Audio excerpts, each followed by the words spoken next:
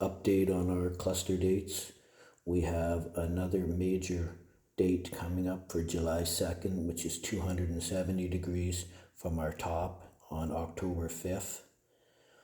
From our major swing bottom on the 21st, which was 45 days exactly from the top, we had a low at 79K.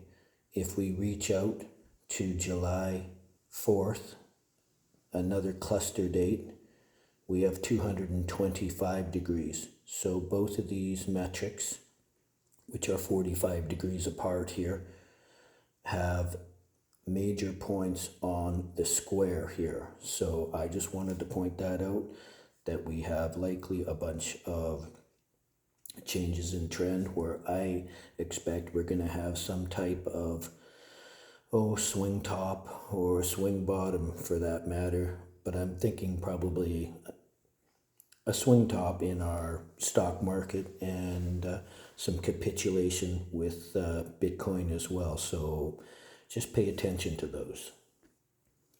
So again, back to the square. On the inner part of this square, we'll take SpaceX and say 135 represents 13.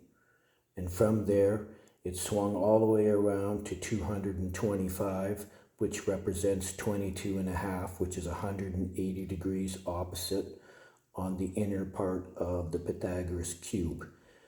Here we had a move back to 170 or 17, and this is a 90-degree move back and a 90-degree move up from our low. So it is a natural resistance point.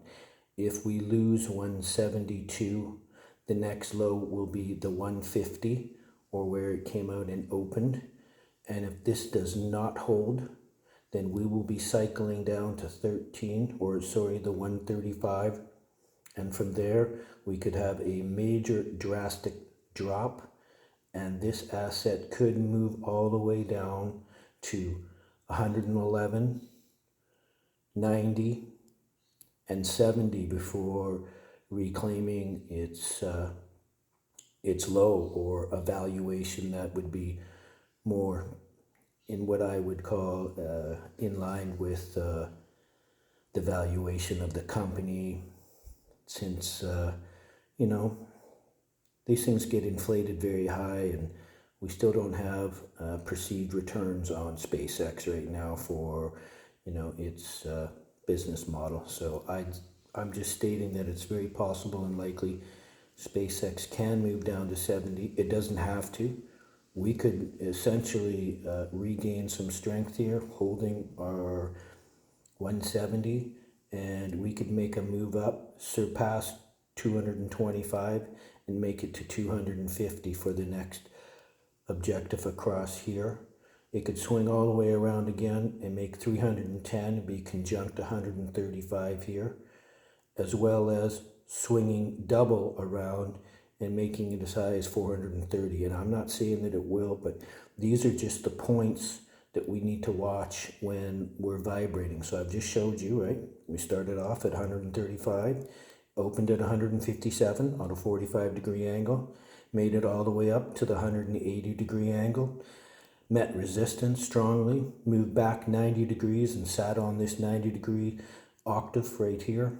And like I say, if we don't gain some strength here, then we'll be revisiting 150 and 135 really quickly.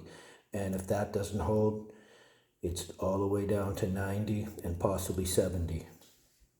Let's move to the outer part of the square again. So here again, if we take SpaceX at 135, it opened at 157, which is exactly 180 degrees on the outer part of the square from its perceived starting value.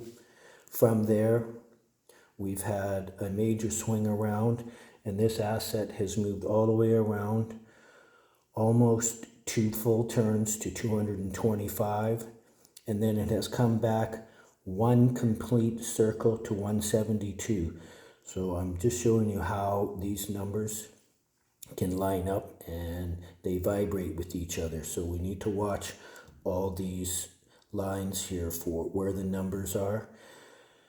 And looking at this again, if we don't hold this 172 right here, across from this 180 degrees lies the 67 and 68, which we were talking about 70, where 7 is sitting here. So let's just say if we don't hold that, we will be back to just under 70 for a revaluation. Not saying it will do that, however, it may just occur because the retail sales looks like it's dropped off. I mean, we only have 4.2% of the actual outstanding shares available, and there's a forced lockup period going on, and the exchanges are not really allowing people to short the stock. So it seems,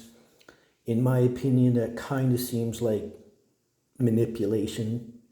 I mean, I'm not saying that that's for sure, but it sure seems like when we have all these dynamics, you know, it just doesn't seem like the valuation is acceptable. And some of these rules that you're not allowed to short something is, well, in a lockup period like this, it just seems like the rules are being bent every once in a while. And I'm just trying to point that out in a very friendly manner. This is just for educational purposes. This is not financial advice.